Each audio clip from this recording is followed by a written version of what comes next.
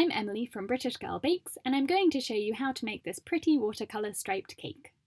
This video is a collaboration with the incredibly talented Rosie from Rosie's Dessert Spot, and I've put a link to her striped cake tutorial in the description below. I'm starting by building my cakes. I'm making a 2-tier cake with a tall 6-inch cake and a shorter 8-inch cake, layering my perfect chocolate cake with my 4-minute buttercream frosting. The links for those recipes and tutorials are in the description below. I'm giving each cake a crumb coat, which is a thin layer of frosting to trap in any crumbs that come off the cake, and then chilling them for about 30 minutes in the fridge to set the crumb coat before applying the next coat of frosting. I've divided my buttercream into several bowls and added blue and green gel food colours to each one to make different shades of these colours. I'm using a striped cake comb, and I ordered this one from Rosie's Dessert Spot. Before I start frosting the cake, I'm holding up my striped cake comb to the side of the cake to see if the top stripe will be an indent or not. It's going to be an indent, and this is important. I'll explain why in a bit. Now I'm using my offset spatula to spread dollops of the coloured frosting onto the cake, applying the colours randomly around the cake.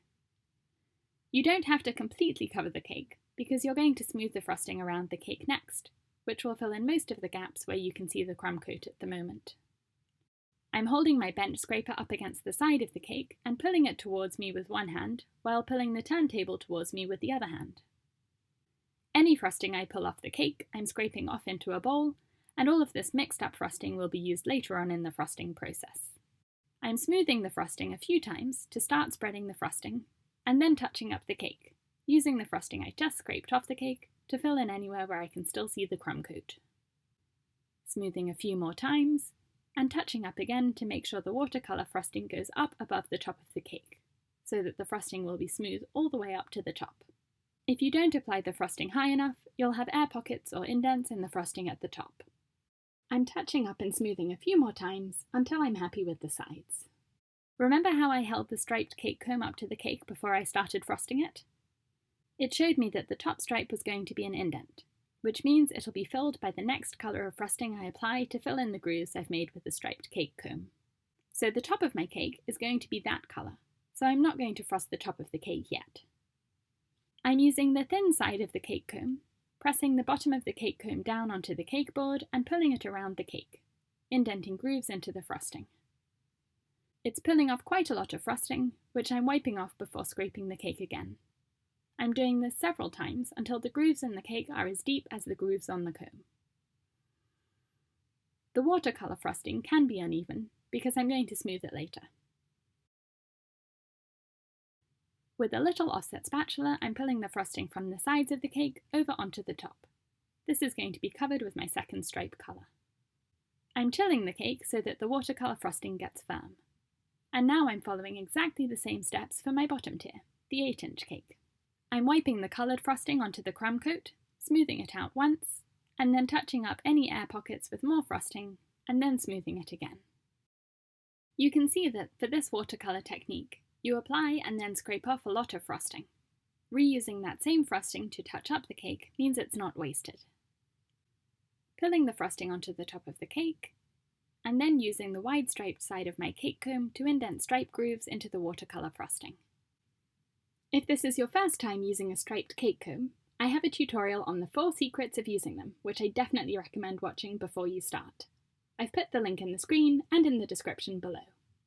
My bottom stripe has a lot of air pockets, so I'm applying a bit more frosting to the base of the cake and then using the cake comb again, a few more times until I have some good grooves.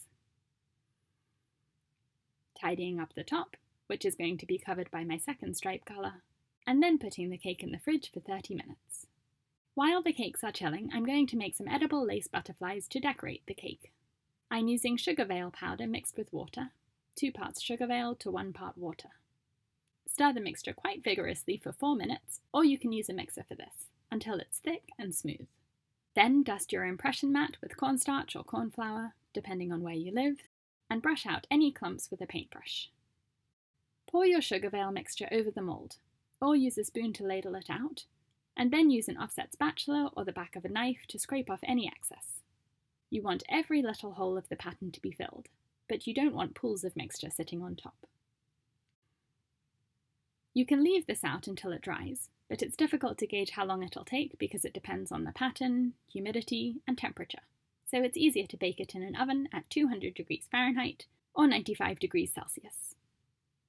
Put the mould on a baking tray and bake it for 5 minutes, and then check it every minute, touching it to see if it's sticky.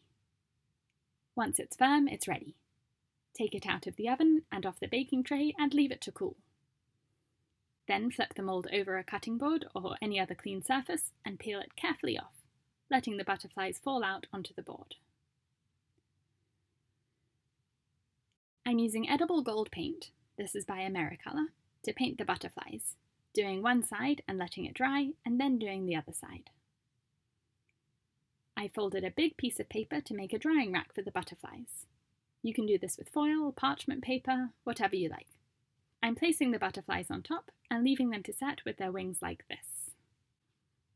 Now my cakes are chilled and I can fill in the stripes.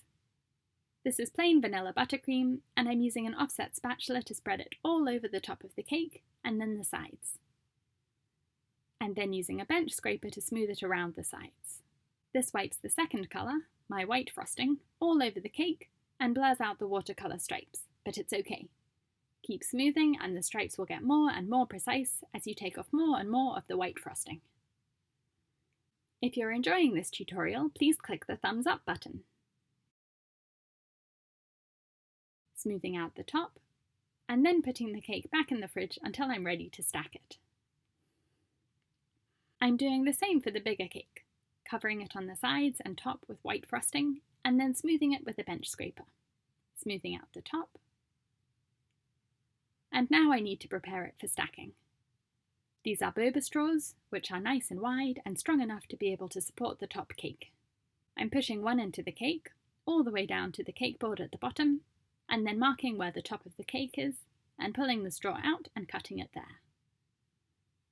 Then I'm using this straw to measure and cut 3 more the same height, and pushing them all into the cake in a square formation to hold up the next cake board. Because the top cake is cold, I can stack them without damaging the frosting. To hide the join between the 2 tiers, I'm piping on some buttercream with a flat tip, and then smoothing it with my bench scraper. I'm using pins to attach a stencil to the cake, pushing it flat against the frosting, which is cold so the stencil won't smudge it. This is Watercolour gold paint on a sponge, and I'm dabbing at the stencil to cover the whole pattern, and then pulling out the pins and carefully peeling off the stencil. Voila! My butterflies have dried completely, and to attach them to the cake, I'm piping a thin line of frosting with a piping bag fitted with a small round tip, and then just pressing the butterflies gently into the frosting. Because the cake is cold, the piped frosting sets quickly and holds the butterflies in place. You can store this cake in the fridge and the butterflies will keep their shape. And here it is, the finished cake.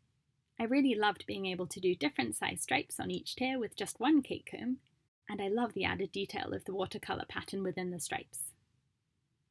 Thank you so much for watching, and please head over to Rosie's Dessert Spot to watch her tutorial on her striped cake. Subscribe to my channel for new cake decorating tutorials every week.